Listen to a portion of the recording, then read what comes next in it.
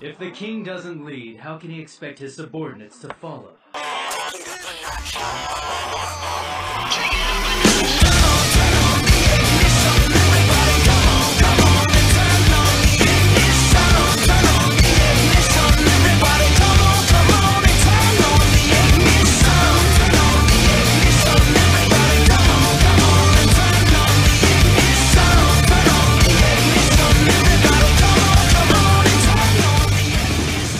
How's it going, everybody? It's Void Emperor Virgil, bringing you another build video. My builds seem to be hard to find, so I thought I'd post another one, give you guys a hand here. So, as you can see, I have Nemesis here. I love this assassin, probably my second favorite, only behind Fenrir. Wanted to show you my build from my playstyle. Obviously, this is what I have found that I enjoy for the way I play. Hopefully, you guys can use it, or at least gives you an idea of a way to look at everything.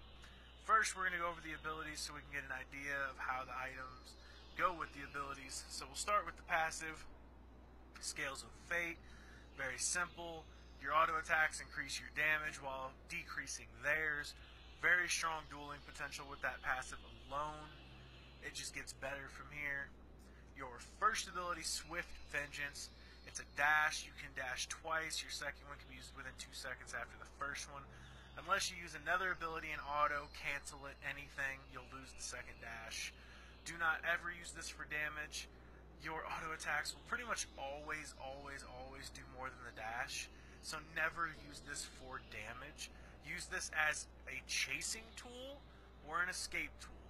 There is no reason to use this ability for anything else because your autos will do the damage you need over this. Your next ability, Slice and Dice, your main ability. It's a big cone ability in front of you. I will go ahead and show it to you right there. If you hit anyone within that red area, it does extra damage and it slows them. Your only damage ability, you're going to use this quite often. It's also, again, it goes with the chasing tool, so you get your passive increasing damage, your square to chase, your X to slow.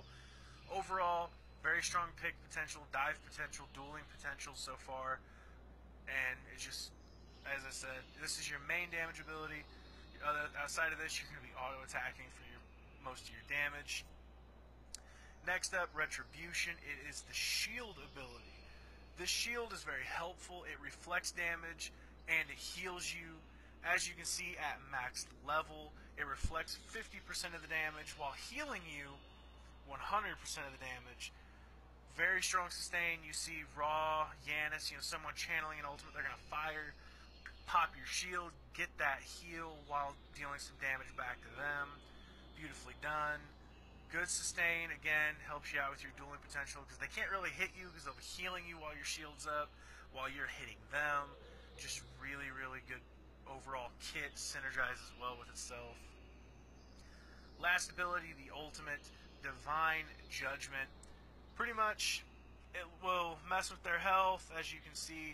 Damage 50% of current HP, so you walk up to a tank and you pop them with it while they're full HP, and boom, they lose a chunk of their health.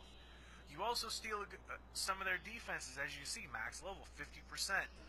Hit a tank, not only are you chunking their health, you're stealing some of their defense.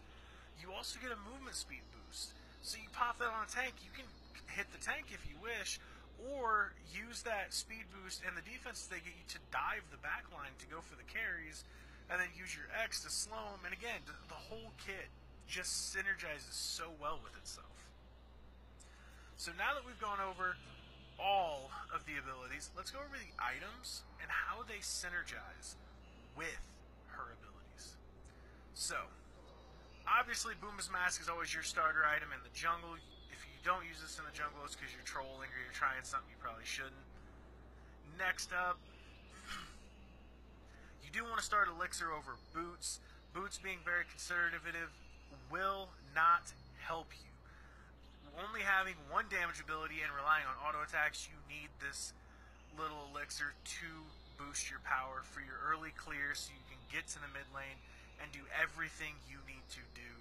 Because you don't want to fall behind early, get pushed back, and just lose the game from the start. You want faster clear, you want to get there, you want to do everything you can, so you should always start with this in my opinion. Your pots are up to you. I go 3 health, 1 mana. You don't really use a lot of mana, especially considering you only have one damage ability, so you're not spamming out abilities to poke people, and you're not going to be walking up and auto-attacking people left and right early game because you're going to get chunked from anyone who has range. So overall, you don't really need a lot of mana pots early. So that's your starter set. Next up, obviously, you're going to want Warrior Tabi. You don't want to worry about the attack speed boots. You want power, so that way your early game, your auto attacks hit hard, your X hits hard. You just want to get this right here, typical assassin boots. Obviously, you just want to stick with these. We'll get attack speed later in the build. Next item, Jotun's Wrath. Probably one of your most important items. Power, mana, penetration, and 20% cooldown reduction. Spamming those abilities, getting your ultimate on cooldown a little bit faster. Just overall phenomenal item, always good on any assassin. You really want this because you want to use your ultimate as much as possible. The ability to mark someone and then hit X to slow them. Just the ability to go out and pick someone off is something you want to do as an assassin. So obviously cooldown reduction is important. This item is perfect. Your next item, we start getting into your attack area. The Executioner gives you power and attack speed. You need the attack speed, you need the power, because you're very auto-attack based. And then the passive Shredding. Armor helps out. So when you're starting to get towards those tankier people, you land those autos after they're slowed, and you're increasing your damage with your passive. You just start shredding through people. Really strong item, really well for the kit. Next item, as you can see, is Kin Size. Kin Size. Again, physical power and attack speed. Boosting your power while helping your auto attacks. However, this is your tank buster item to synergize with Executioner's shredding defense. This item gives your attacks 4% of their max health. So you're sitting there, you walk up to a tank, boom, you ult, there's a chunk of their HP. Then you're shredding their defense, plus you're doing extra damage based on their HP. This right here will allow you to duel anyone in the game. You can duel squishies, you can duel tanks, you can duel whoever you want in this game. So, overall, this item right here, once you have this, you are at your power spike, where you can duel anyone you want to duel. You do not have to be scared of someone, unless they are, like, miles ahead on the other team, like, they're like level 20 and you're like 15, because obviously at that point you're just getting crushed. But overall, in an even game, you should be able to duel anyone you want to duel once you have these 4 items. Next is my personal choice. That's why I'm going over it first. Mail of Renewal, an underrated item in my opinion for assassins. This item right here, giving you health, giving you cooldown reduction, which puts you at 30% with Jotun's, health regen, and then the passive. You're going to be diving into fights, chasing people down, doing everything you can on Nemesis to get kills.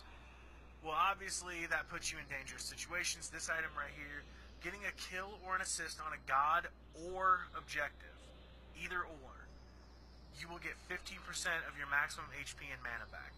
That is great. Like, oh, you have just enough mana to finish this kill, but you won't have enough to dash back out. Well, you know what? Mail a Renewal, kill that person, over the next 5 seconds you'll get some of your mana back, and you'll probably have enough to get your dash out. Or, you're about to die, you get an assist, you pop your shield, get a little bit of healing, and then this is healing you at the same time, and all of a sudden, bam, you're back up to like half HP because your shield and the passive of Mail of Renewal. This item works really well on assassins. I think it's underrated, and it works really well with Nemesis in particular, because you have your shield healing you and Mail of Renewal healing you and giving you mana, allowing you to stay in these fights. You get multiple assists, well, you're going to get health back, you're going to get mana back, allowing you to stay in these fights longer even though you're an assassin. So, I think that's the most important item for me to get as a 5th item. It gives me a bit more sustain. Now from here, I normally go Spirit Robe. Reason being, at this point in the game, defenses are a little bit more important, plus it gives you your last 10% cooldown reduction, which maxes you, and it gives you your crowd control reduction. However, it's the passive, and I want to explain why I think this synergizes with Nemesis so well. The shield is probably one of your life-saving things. You're going to use it for the sustain or to keep people off off of you. But the downside is if they crowd control you, you lose your shield. Now this right here will benefit that. That if they choose to crowd control you because of your shield, they'll proc the passive, giving you the 15% damage mitigation. So it's pretty much shield for healing, and if they crowd control you, you turn around and get damage mitigation, and if they don't touch you, they don't touch you. So it kind of covers all bases with giving you some defense, cooldown reduction, and it gives you the ability for damage mitigation. I think that's the best build I have run into so far. There are a few games where my team has snowballed so far ahead. Instead of getting Spirit Robe, because we're destroying them, I'm diving in, not having issues. I will go Aussie because the lifesteal, the penetration, the attack speed, and then of course the passive gives you even more lifesteal when you're low health. Really strong item. I very rarely go Brawlers because you only have one ability and to actually hit like that, and that is your X, which, as you can see by the cone, is a massive area. But personally, if you're that worried about healing, because you're already diving into a fight, you might as well just get Curse. It's going to slow them down for you so you can land your autos and reduce healing, and you don't have to rely on landing your ability. So it's just, in my personal opinion, Brawlers is not the best item to get. It does help sometimes, but personally, I don't think you should. You can always go High to the Urchin. I've done it a few times. The biggest issue is at this point in the game, you have to build those stacks. If you don't build the stacks, the item is not cost efficient. So it's personal preference. If you think you build the stacks, you can go for it last item. I don't think you should. And as for a few other item mentions, the Frozen Hammer you shouldn't really get. I understand that it's a slow, it gives you health. You don't really need to worry about that because your X already slows, your ultimate speeds you up, you have 2 dashes. You shouldn't really need to worry about slowing people down too much. If you're that worried about getting health and a little bit of extra damage to where you're going to try and go the Frozen Hammer, go Runeforged Hammer. And the reason I say that is you get health on the hammer, you get damage on the hammer of Runeforged, but the passive will go well with your kit more because you land that X ability to slow them down, and thanks to the passive on Runeforged, you're going to do more damage if you really want to go that route. Like I said, this is my personal build. I will go ahead and show you as well. With all these items right here, this is the build I almost always go for. And that is the stats you'd be looking at. As you can see, max cooldown reduction. This is my personal build. This is the build I enjoy from my playstyle. I'm a very aggressive playstyle. I like to dive into fights. So having Melee Renewal to regen me while I'm in the middle of a fight. I love everything about this build, this character. Hopefully that you guys enjoy this build. So if you guys liked the video, hit thumbs up. I really appreciate it. If you did not like the video, hit that thumbs down. Let me know in the comment section why you didn't like the video. If you liked it or didn't like it, you just want to leave, why not this item, or give me a suggestion on your build, feel free to go ahead and do so. That's pretty much all I got for you. Again, this is my build for my playstyle. If you guys have any suggestions on you want to see me play a certain person or do a build on a certain person, go ahead and leave it in the comment section. I will be checking and I'll go ahead and do it for you. This is Void Emperor Virgil, going back to the Void.